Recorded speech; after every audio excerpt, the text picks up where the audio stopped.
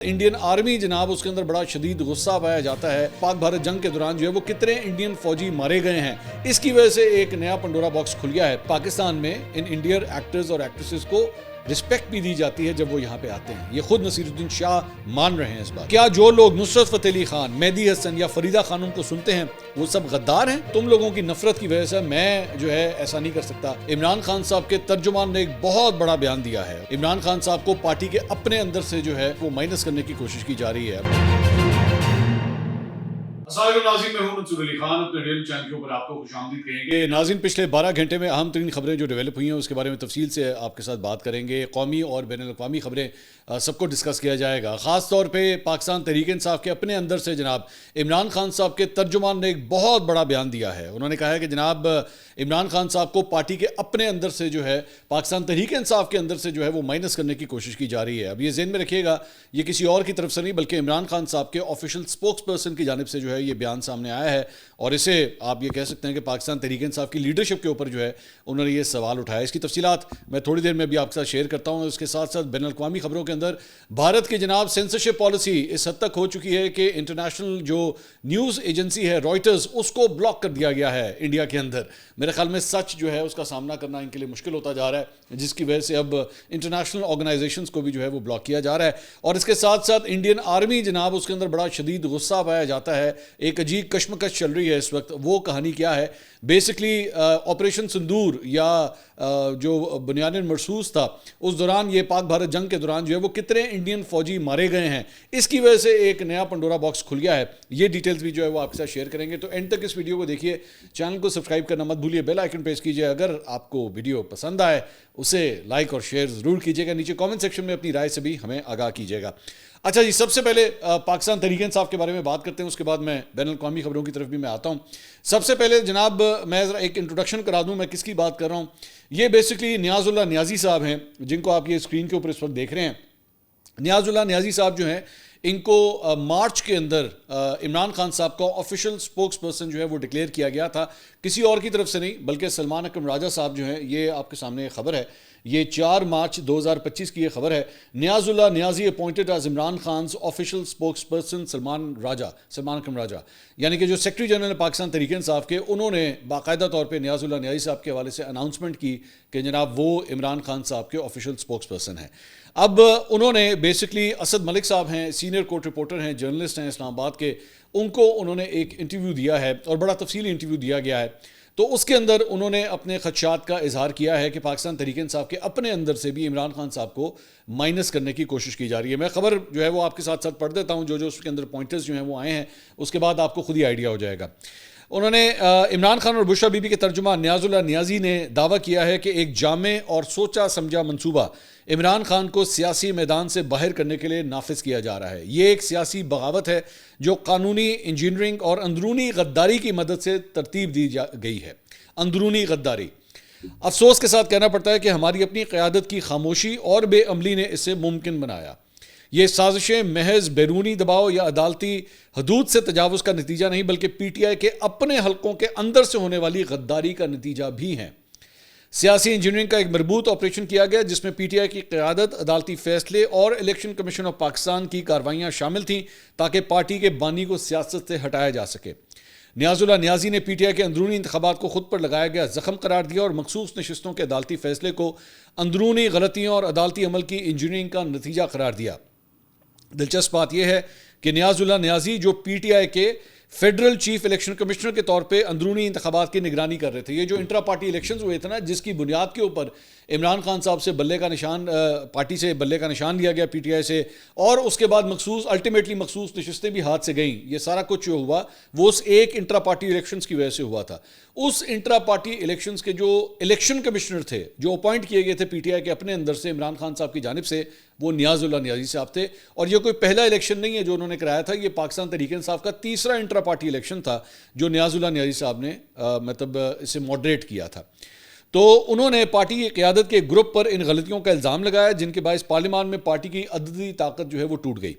انہوں نے دعویٰ کیا کہ پارٹی کی جانب سے نصف درجن سے زائد امیدواروں کو انٹرا پارٹی انتخابات میں حصہ لینے سے روکنا الیکشن کمیشن کو نتائج کو کالعدم قرار دینے کے لیے قانونی جواز فراہم کر گیا، اور آخر کار سپریم کورٹ نے پارٹی کا انتخابی نشان جو ہے وہ واپس لے لیا۔ نیاز اللہ نیازی نے دعویٰ کیا کہ ان امیدواروں کو الیکشن میں حصہ لینے سے روکنے کا فیصلہ ان سے مشورہ کیے بغیر کیا گیا تھا۔ پی ٹی آئی کے اپنے انتخابی فریم ورک کے مطابق امیدواروں کو پینل کی صورت میں الیکشن لڑنا ہوتا ہے۔ نیاز اللہ نیازی کے مطابق اگر ان افراد کو الیکشن میں حصہ لینے دیا جاتا تو ان کے کاغذات نامزدگی جانچ پڑتال میں مسترد ہو جاتے اور یوں انتخابی عمل کی قانونی حیثیت محفوظ رہتی۔ انہوں نے کہا کہ پارٹی بانی تمام تر مشکلات کا مردانہ وار مقابلہ کر رہے ہیں، لیکن کچھ قائدین اب بھی اسٹیبلشمنٹ عدلیہ کے گٹھ جوڑ کو بے نقاب کرنے اور اپنے قید رہنما کو ریلیف دلانے کے لیے تمام وسائل برے کار لانے کے بجائے جمود کو ترجیح دیتے ہیں۔ انہوں نے الزام لگایا کہ مجھے نااہلیوں کا علم پولنگ کے دن ہی ہوا، اس بات کو مجھ سے چھپایا گیا اور یہ ایک سوچا سمجھا عمل تھا۔ بعد میں انہوں نے یہ معاملہ پارٹی قیادت کے سامنے اٹھایا لیکن کوئی سنوائی نہ ہوئی۔ جب ان سے پوچھا گیا کہ انہوں نے اب جا کر یہ بات کیوں کی تو ان کا کہنا تھا کہ اب وقت آ چکا ہے کہ ایسے عناصر کو بے نقاب کیا جائے۔ نیاز اللہ نیازی کے ان دعووں پر تبصرہ کرتے ہوئے پی ٹی آئی کے مرکزی سیکرٹری اطلاعات شیخ وقاص اکرم نے پارٹی کے لوگوں کے بجائے نظام کو ذمہ دار ٹھہرایا اور کہا کہ حقیقت یہ ہے کہ پارٹی میں کوئی بھی عمران خان کو مائنس کرنا نہیں چاہتا۔ انہوں نے کہا کہ یہاں تک کہ علیمہ خان نے بھی وضاحت کی ہے کہ وہ نظام کی بات کر رہی تھیں، نہ کہ پی ٹی آئی کی شخصیات کی۔ یہ حقیقت ہے کہ نظام کافی عرصے سے عمران خان کو مائنس کرنے کی کوشش کر رہا ہے۔ تو یہ بیسکلی نیاز اللہ نیازی صاحب کا جو ہے وہ یہ بیان سامنے آیا۔ انہوں نے اس انٹرویو کے دوران جو ہے اور بھی انہوں نے اکبر ایس بابر صاحب کا بھی ذکر کیا۔ انہوں نے کہا کہ اکبر ایس بابر صاحب کو بھی جو ہے الیکشن لڑنے دینا چاہیے تھا اور ان کو بھی جو ہے اکبر ایس بابر صاحب کے پاس جو ہے وہ پینل ہی نہیں تھا اور اگر وہ ان کے الیکشن کے جو نامینیشن پیپرز ہیں اگر وہ ان تک آ بھی جاتے تو وہ ریجیکٹ ہو جاتے کیونکہ ان کے پاس پینل نہیں تھا۔ بعد میں انہوں نے قاضی فائزہ صاحب کو بھی جو ہے وہ ذمہ دار ٹھہرایا اپنے اس انٹرویو کے اندر اور انہوں نے کہا کہ قاضی فائزہ صاحب جو ہے وہ باعث تھے پی ٹی آئی کی طرف اور اسی وجہ سے جب یہ کیس چل رہا تھا بلے کے نشان کے حوالے سے تو میں نے جو ہے وہ وہاں پہ کھڑے ہو کے روسٹرم کے اوپر جو ہے میں نے قاضی فائزہ صاحب کے اوپر یہ بات کہی تھی کہ جناب آپ یہ کیس نہیں سن سکتے کیونکہ آپ کے حوالے سے پہلے ہی جو ہے ایک آبزرویشن آ چکی ہے کہ آپ نے پی ٹی آئی کے الیکشن کے حوالے سے کوئی کیس نہیں سننا۔ لیکن حیران کن طور پہ انہوں نے کہا میرے اس اعتراض کے بعد علی ظفر اور بیرسٹر گوہر علی خان نے جو ہے وہاں پہ کھڑے ہو کے جو ہے وہ دوبارہ سماعت کا آغاز کر دیا اور انہوں نے اس اعتراض کو کوئی گھاس ہی نہیں ڈالی اور الٹیمیٹلی جو ہے وہ کیس چلتا رہا اور جب وہ کیس چلتا رہا تو الٹیمیٹلی فیصلہ جو ہے ہمارے خلاف آیا اور کانسیکوینٹلی اس چیز کے بعد میں یہ بھی کہا گیا اس مقدمے کے حوالے سے کہ جناب جو مخصوص نشستیں ہیں اس حوالے سے جا کے اپنی لسٹ تو جمع کرائیں، 24 گھنٹے کے اندر جو ہے وقت ختم ہو جائے گا، لیکن ایسا بھی نہیں کیا گیا تو اور الٹیمیٹلی جو ہے مخصوص نشستیں بھی ہمارے ہاتھ سے گئیں۔ تو نیاز اللہ نیازی صاحب جو کہ آفیشیل اسپوکس پرسن ہے عمران خان صاحب کے، انہوں نے باقاعدہ طور پہ موجودہ پارٹی لیڈرشپ کے حوالے سے بھی جو ہے انہوں نے انگلیاں اٹھائی ہیں کہ جناب پارٹی کے اپنے اندر سے عمران خان کے خلاف جو ہیں یہ سازشیں ہو رہی ہیں اور عمران خان کو جو ہے باقاعدہ طور پہ مائنس کیا جا رہا ہے، یہ پوری ایک بغاوت ہو رہی ہے پی ٹی آئی کے اپنے اندر جو ہے۔ تو یہ بات تو ہم کافی دیر سے ہم یہ بات کہتے آئے ہیں، آپ کو میں پچھلے کئی مہینوں سے باتیں بتا رہا ہوں کہ جناب یہ اس طرح ہو رہا ہے، لیکن اس وقت ہماری باتیں جو ہے خاص طور پہ پی ٹی آئی کے فالوورز کو بڑی کڑوی لگتی تھی۔ اب عمران خان صاحب کے اپنے ترجمان بھی جو ہے یہ کہنے کے اوپر مجبور ہو گئے ہیں کہ عمران خان صاحب کو جو ہے مائنس کیا جا رہا ہے۔ کہانی صرف یہاں پہ ختم نہیں ہوتی بلکہ بشرا بی بی کی جو بہن ہے مریم ریاض وٹو، انہوں نے بھی ٹویٹ کیا ہے۔ انہوں نے کہا جی گزشتہ 2 سال سے کمپنی اندرون تحریک انصاف کے کئی افراد کے ساتھ مل کر کام کر رہی ہے تاکہ انہیں لیڈر بنایا جا سکے۔ میں علی امین اور ان کے ساتھیوں کی بات نہیں کر رہی، وہ تو پہلے ہی آپ کا اعتماد کھو چکے ہیں۔ اچھا، بشرا بی بی کی بہن جو ہیں وہ یہ کہہ رہی ہیں کہ علی امین گنڈا پور پارٹی کے اندر یا پارٹی کے کارکنوں کا اعتماد کھو چکے ہیں۔ میں ان کے کچھ نئے مقدس ناموں کی بات کر رہی ہوں، وہ عمران خان کا متبادل نہیں بن سکتے، لیکن اب یہ سانپ اتنے طاقتور ہو چکے ہیں۔ اب یہ ذہن میں رکھیے گا، یہ پاکستان تحریک انصاف کے چند لیڈروں کے بارے میں وہ کہہ رہی ہیں کہ وہ سانپ ہیں، کہ صرف ایک جملے سے آپ کی رائے یا سوچ بدل سکتے ہیں کیونکہ آپ ان پر یقین رکھتے ہیں۔ ان نئے بنائے گئے لیڈروں آوازوں سے خبردار رہیں، ان کی ہر بات غور سے سنیں اور ہر عمل کو بہت دھیان سے دیکھیں۔ تو یہ بشرا بی بی کی بہن جو ہیں وہ یہ بات کر رہی ہیں۔ اب کون ہے نئے لیڈر؟ کون ابھر کے پچھلے چند مہینوں کے اندر جو ہے وہ پارٹی کی لیڈرشپ سنبھال رہے ہیں، پاکستان تحریک انصاف کی لیڈرشپ سنبھال رہے ہیں؟ میں آپ کے اوپر یہ فیصلہ چھوڑتا ہوں، میں کسی کے اوپر جو ہے میں نام ایکیوز نہیں اسے کرنا چاہتا، لیکن بشرا بی بی کی بہن جو ہے وہ کسے سانپ قرار دے رہی ہیں جس کے حوالے سے یہ پوری انہوں نے یہ ٹویٹ کیا۔ میں آپ کو چاہوں گا کہ آپ خود نیچے جو ہے کامنٹ سیکشن میں اپنی رائے سے ہمیں آگاہ کریں کہ آپ کیا سمجھتے ہیں۔ اس کے علاوہ جناب پچھلے دنوں ایک خبر آئی تھی، اعزاز سید صاحب سینئر جرنلسٹ ہیں، انہوں نے یہ خبر دی تھی کہ جناب آصف علی زرداری صاحب کو ہٹانے کا جو ہے وہ ایک عمل شروع ہو رہا ہے اور اس کا پہلا قدم جو ہے اٹھایا جا چکا ہے۔ انہوں نے اپنے ویلاگ کے اندر جو ہے یہ بات کہی تھی۔ اس کے بعد بہت سے لوگوں نے جو ہے وہ ان کی اس خبر کے حوالے سے ڈسکلیمرز جو ہے وہ جاری کیے کہ نہیں ایسا کچھ نہیں ہے، سورسز سے جو ہے وہ پتہ کیا گیا ہے، ایسی کوئی بات نہیں ہے۔ مطلب مارکیٹ کے اندر مختلف جتنے منہ ہیں اتنی باتیں ہیں۔ کچھ لوگوں نے یہ بھی کہا کہ جناب فیلڈ مارشل عاصم منیر صاحب کو جو ہے شاید صدر بنانے کی کوشش کی جا رہی ہے، یا پھر کوئی پلان ہے کہ جناب ان کو ان کے آرمی چیف کے عہدے سے اٹھا کے جو ہے وہ صدر پاکستان بنا دیا جائے. مطلب مختلف تھیوریز جو ہے مارکیٹ میں فلوٹ کی گئیں. تو اعزاز سید صاحب کی جو خبر ہے اس کے بہت سے ڈسکلیمرز آئے کہ نہیں ایسا کچھ نہیں ہے. اس کے اوپر اب اعزاز سید صاحب نے بھی ٹویٹ کیا ہے. انہوں نے کہا کچھ دوست صدر زرداری کو ہٹانے کی سازش سے متعلق میری دی گئی معلومات پر اعتراض کر رہے ہیں, بعد اسے غلط بھی قرار دے رہے ہیں. یاد رکھیے کوئی ذمہ دار صحافی اتنی بڑی بات بغیر تصدیق کے نہیں کرتا. ماضی میں پرویز مشرف کے استعفے کا فیصلہ ہو یا جنرل عاصم منیر کا ڈیٹا لیک, ایسی کئی خبریں ابتدا میں تردید اور ناقابل یقین کہی گئیں, لیکن وقت نے انہیں درست ثابت کیا. انتظار فرمائیے. تو ایک بات یہ ہے کہ اعزاز سید صاحب جو ہیں وہ اپنی خبر کے اوپر قائم ہیں. انہوں نے کہا کہ جناب میں نے ایویں ہوا میں بات نہیں کی. اچھا ذہن میں رکھیے گا کہ اعزاز سید صاحب جو ہیں وہ ایک ایسی شخصیت ہیں جن کے حوالے سے میں کم از کم یہ کہہ سکتا ہوں کہ بڑی اوتھینٹک خبریں وہ دیتے ہیں, اور وہ کچے کھلاڑی نہیں ہیں. مطلب ایک تو ہوتا ہے نا کہ وہ جو ہے وہ ویسے ہی جو ہے وہ دریا کے بہاؤ کے ساتھ ہی چلنا شروع ہو جاتے ہیں بغیر سوچے سمجھے. ہمارے کئی ایسے یوٹیوبر ہیں, خاص طور پہ کئی ایسے جو باہر بیٹھے ہوئے ہیں, انہیں ککھ نہیں پتا. یقین کیجئے میں ان میں سے چند کے نا, میں نے ابھی پچھلے دنوں دو تین لوگوں کے میں نے چند ویلاگز دیکھے. میں کہا دیکھیں تو صحیح آج کل یہ ہوا کس طرف کی چلا رہے ہیں. تو کچھ نہیں پتا ان کو لوکل پالیٹکس میں کیا ہو رہا ہے, کچھ بھی نہیں, بالکل کچھ نہیں پتا ان کو. اور مجھے آئیڈیا ہو گیا, میں نے کہا میں ان کے بارے میں جو سوچتا تھا نا کہ ان کو کوئی انفارمیشن مل رہی ہے یا نہیں مل رہی, بالکل مجھے آئیڈیا ہو گیا کہ پاکستان سے جو باہر بیٹھے ہیں ان کو لوکل پالیٹکس سے کوئی تعلق نہیں ہے. ان کو کوئی بندہ یہاں سے فون کر کے کوئی بھی پٹی بڑھا دے یا در در در در اس پہ دوڑنا شروع ہو جاتے ہیں گھوڑے کی طرح. خود نہیں چیک کرتے کہ یار یہ جو بندہ بول رہا ہے اس کا اپنا مفاد کیا ہے, کیا واقعی آن گراؤنڈ یہ سچویشن واقعی ایسی ہے بھی کہ نہیں ہے. تو اعزاز سید صاحب کم از کم ایک ایسی شخصیت ہے جن کے بارے میں کہہ سکتا ہوں کہ وہ چھان بین کر کے چھان پٹک کر کے اس کے بعد ہی خبر دیتے ہیں. تو اس اعتراض کے بعد بھی وہ اپنی خبر کے اوپر قائم ہے. جس طرح میں نے آپ کو پچھلے دنوں ایک وہ جو خبر آئی تھی نواز شریف صاحب کے جا کے اڈیالہ جیل میں عمران خان صاحب سے ملنے کے حوالے سے, میں نے اسی دن آپ کو کہا تھا مجھے ڈاؤٹ ہے, کیونکہ جس سورس سے خبر آ رہی تھی نا مجھے اس کے اوپر ڈاؤٹس تھے. اور وہی ہوا کہ 24 گھنٹے کے اندر جس ویب سائٹ کے اوپر وہ خبر چڑھی تھی وہ خبر اتار لی گئی. مطلب یہ اوتھینٹسٹی تھی. لیکن اعزاز سید صاحب جو ہیں اس ساری چیز کے بعد بھی وہ کہہ رہے ہیں کہ نہیں میں اپنی خبر کے اوپر قائم ہوں. سو لیٹ سی, انہوں نے کہا انتظار فرمائیے, لیٹ سی کہ ان کی خبر صحیح ہوتی ہے یا نہیں ہوتی. اچھا جی, اب آ جائیں ذرا تھوڑا سا پڑوسی ملک انڈیا کے اندر, جہاں پہ وہاں پہ ہبڑا دبڑی مچی ہوئی ہے. تو وہاں پہ کیا ہو رہا ہے پچھلے 24 گھنٹے میں جناب, ایک آفیشیل جو ورلڈ وائڈ ریناؤنڈ ایک نیوز ایجنسی ہے رائٹرز, جو کہ پوری دنیا کے اندر ان کا نیٹ ورک پھیلا ہوا ہے اور کئی جو انٹرنیشنل خبروں کے حوالے سے ایک بڑا مستند ادارہ جو ہے وہ کنسیڈر کیا جاتا ہے. تو اور بڑی ان بائس قسم کی وہ رپورٹنگ کرتا ہے. تو اس حوالے سے جو ہے جو ان کا آفیشیل اکاؤنٹ ہے ایکس کے اوپر رائٹرز کا, اسے انڈیا کے اندر بلاک کر دیا گیا ہے. آپ اندازہ کیجئے کہ اسے بلاک کر دیا گیا ہے. تو اب اس کے اوپر بڑا وہاں کے اپنے لوکل جرنلسٹ نے اس کے اوپر آواز اٹھائی کہ بھائی یہ کیا طریقہ کار ہے, آپ نے رائٹرز کا اکاؤنٹ جو ہے وہ بلاک کر دیا. اب اس کے اندر جو اس کی تعویل آئی ہے بھارتی حکومت کی جانب سے وہ اور بھی مزے کا خیز ہے. وہ کیا ہے, انہوں نے کہا کہ جی وہ لگتا ہے اس طرح ہے کہ ہم نے آپریشن سندور جب ہو رہا تھا تو اس دوران بہت سے لوگوں کے اکاؤنٹس بند کیے, جس میں آپ کا بھائی بھی شامل ہے. تو انہوں نے کہا اس دوران شاید لگتا ہے کہ وہ جو ہم نے اس وقت اپلیکیشن دی تھی نا, جو ہم نے چٹھی دی تھی, شاید اب جا کے رائٹرز کا اکاؤنٹ بند کیا ہے. تو یہ غلط فہمی ہو گئی ہے, یہ کھل جائے گا, یہ کھل جائے گا. وہ بے شرموں, مطلب آپریشن سندور کے دوران بھی کیوں بند کر رہے تھے؟ صرف اس لیے کیونکہ وہ ٹھیک رپورٹنگ کر رہا تھا. مطلب اس سے زیادہ بے شرمی والا جو بہانہ ہے وہ بھی نہیں بنایا جا سکتا تھا. کہ مطلب وہ کہہ رہے ہیں کہ آپریشن سندور کے دوران شاید ہم نے اس وقت اپلیکیشن دی تھی, اس کے اوپر عمل جو ہے وہ اب جا کے ہوا ہے, تو رائٹرز کا اکاؤنٹ جو ہے وہ بند کر دیا گیا ہے.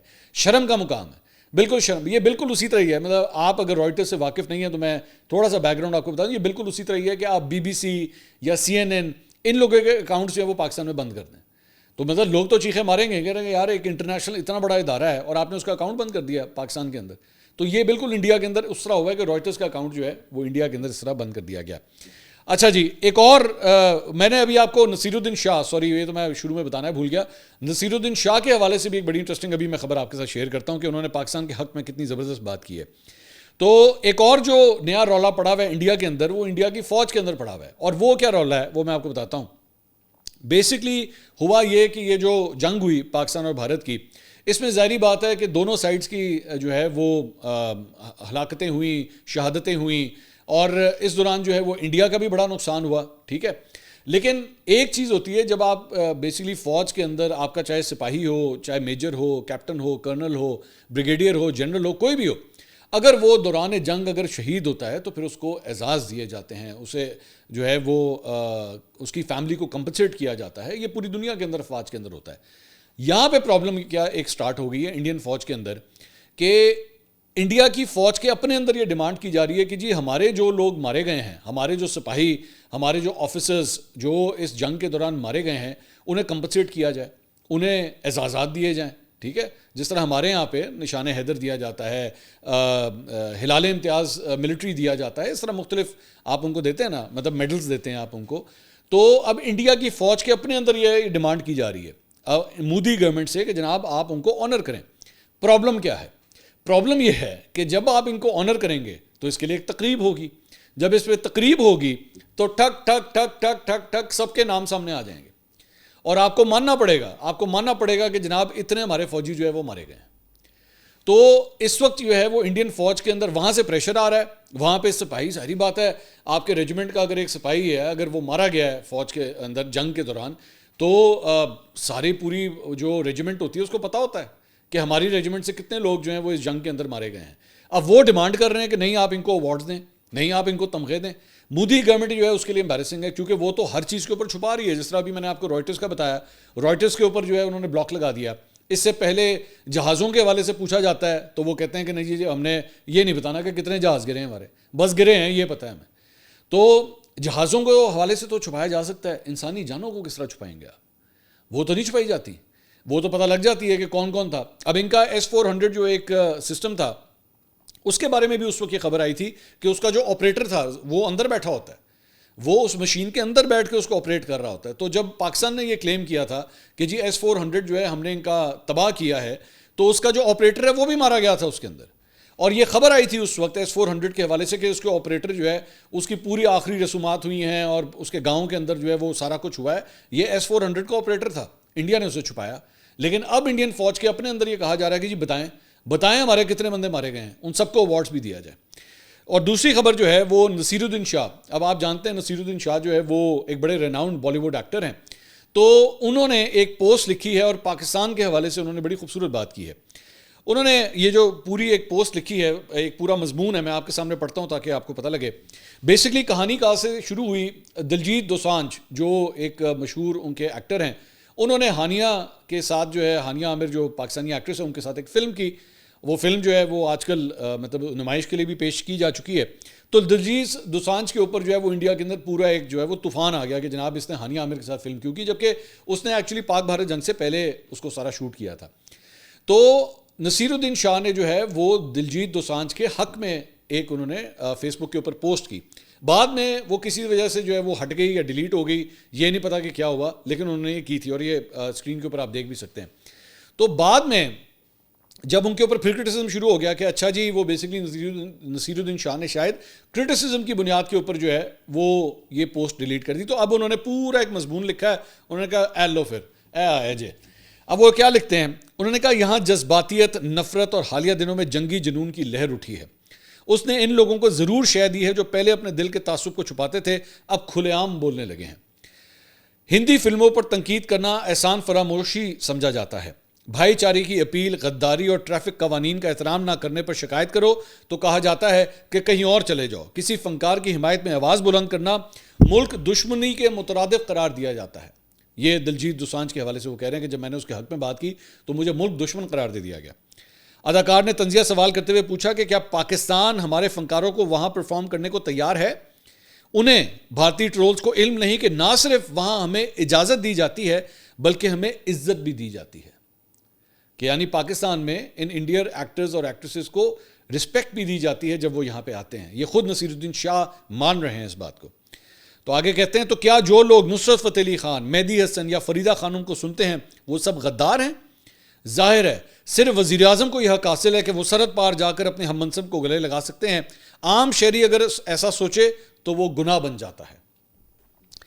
انہوں نے سوال اٹھایا کہ کیا ہمیں واقعی کوئی فائدہ ہے اس بات میں کہ ہم ہر پاکستانی شہری سے نفرت کریں صرف اس لیے کہ ان کی حکومت یا فوج کچھ کرتی ہے؟ میں ایک آسان ہدف ہوں ان قوم پرستوں اور تنخواہ دار ٹرولز کا جو واقعی املا اور گرامر کی معاملے میں مدد کے محتاج ہیں. صرف اس لیے کہ مجھے اپنے جذبات یا وطن سے محبت جتانے کی ضرورت نہیں پڑتی. مجھے معلوم ہے میں کیا محسوس کرتا ہوں, مجھے اپنی سوچ پر یقین ہے اور وہ کسی دوسرے کی ملکیت نہیں. اگر میری فیس بک پوسٹ کو جو حذف کی گئی ہے مگر میں نے نہیں کی, دلجیت دوسانجھ کی حمایت میں دی گئی ایک وضاحت سمجھا جائے تو ٹھیک ہے, مگر حقیقت یہ ہے کہ مجھے کچھ بھی ثابت کرنے کی ضرورت نہیں. میں نے جو کہنا تھا کہہ دیا اور اپنے ہر لفظ پر قائم ہوں. یہ ہوتا ہے جم کر بات کرنا کہ جناب ہم جب پاکستان میں جاتے ہیں تو ہمیں تو پوری, آپ کو یاد ہے میں نے بار بار یہ بات کہتا تھا کہ پاکستان نے ہمیشہ جب بھی انڈین آرٹسٹ یہاں پہ آئے ہیں تب چاہے وہ جاوید اختر ہو, چاہے وہ شبانہ اعظمی ہوں, چاہے وہ سونو نگم ہوں, چاہے وہ نصیر الدین شاہ ہو. نصیر الدین شاہ بھی کئی دفعہ پاکستان آ چکے ہیں. ہمیشہ رسپیکٹ دی گئی ہے انہیں, ہمیشہ, کبھی کوئی نفرت کا اظہار ان سے نہیں کیا گیا. تو آج اسی لیے وہ بھی یہ کہنے پہ مجبور ہو گئے ہیں کہ تم لوگوں کی نفرت کی وجہ سے میں جو ہے ایسا نہیں کر سکتا کہ میں بلا وجہ ایک نفرت کی اس آندھی کا جو ہے میں شکار ہو جاؤں اور دلجیت دوسانجھ کا جو ہے وہ میں اس کی مذمت کرنا شروع کر دوں. میں اپنی ہر بات پہ قائم ہوں اور میں جو ہے وہ محبتیں بڑھانے کا میں سفیر ہوں اور پاکستان کے ساتھ بھی جو ہے امن کی میں بات کرتا ہوں. خوبصورت بات کی ہے نصیر الدین شاہ نے. اگلی ویڈیو میں آپ سے دوبارہ ملاقات ہوگی. اللہ حافظ.